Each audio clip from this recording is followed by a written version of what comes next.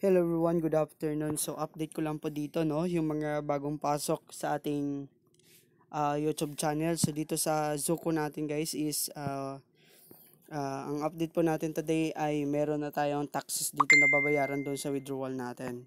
So for example dito yung withdrawal po natin today is ganyan po no.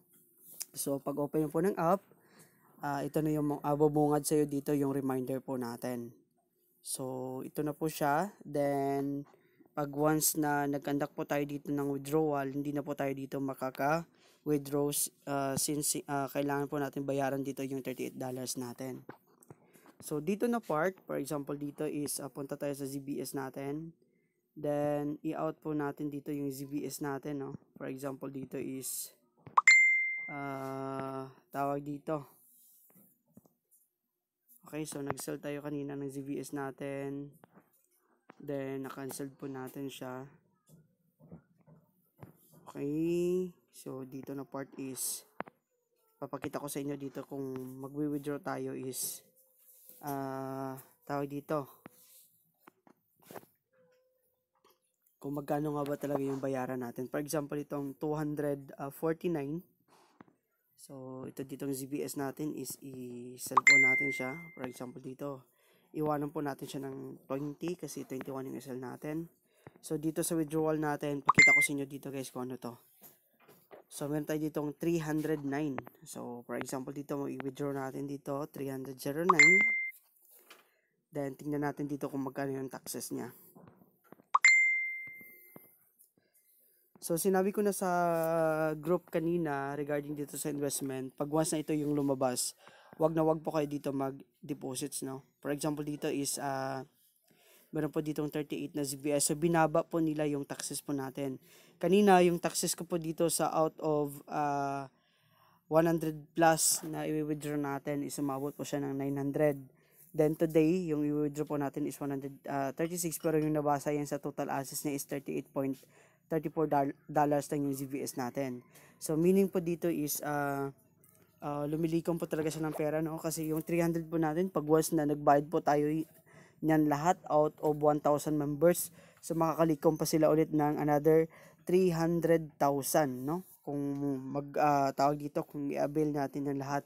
Kasi halos lahat ng lumalabas sa dashboard natin, ganito na po kakonti yung ating babayaran dito. So, 300 pesos.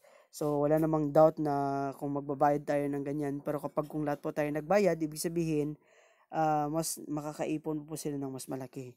So, again, kahit magbayad ka po dito ng libo-libong taxes, pag ganito na yung offer ng Zoco, wala na pong patutunguhan yung ating investment. So, scam na po ito guys. So, sinabi ko na po dito sa group ko before, hindi po ako dito hindi po ako nag-aatubiling nag-remind dito sa ating downlines na dahil dyan sa CVS, dapat tawag dito, hindi po natin dapat siya in-avail, no?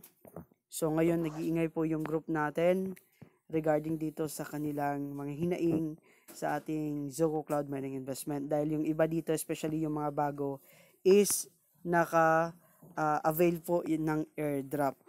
So, kung makikita po natin dito, yung airdrop po natin dito is, andyan pa din yung airdrop natin sa ZBS button, yung tinatawag nating, yan no, yung 160. So, meron pa dito 20 at saka yung 40.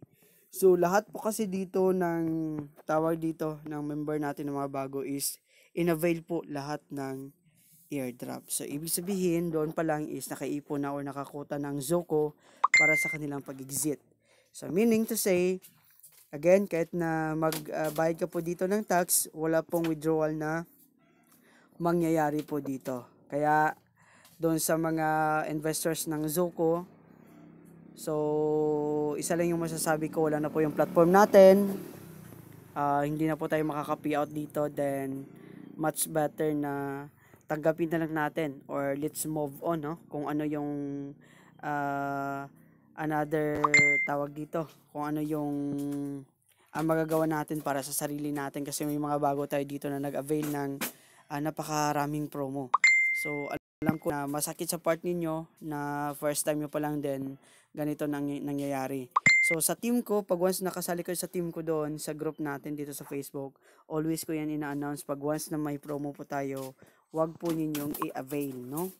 So sayang lang yung tawag dito, yung ating pera dito pag once na na-avail po natin yung lahat. Kaya yun lang siguro yung ating update dito sa Zoco. So may mga paabangan-abangan update pa sila dito regarding dyan sa tax pa na yan.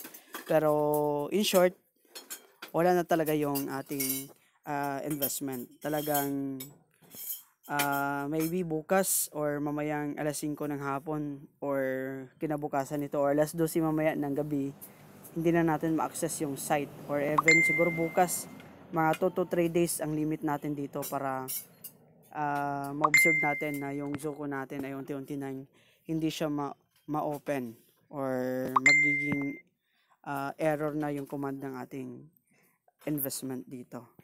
So, and po siya again doon sa mga gustong magbayad ng taxes, wag po kayong tawag dito, wag niyo pong tangkain na magbayad pa ng tax kasi sinisingot na ng Zoco yung inyong mga fund para sa kanilang paggawa ng another platform. So, ayan lang guys and mabuhay po kayong lahat.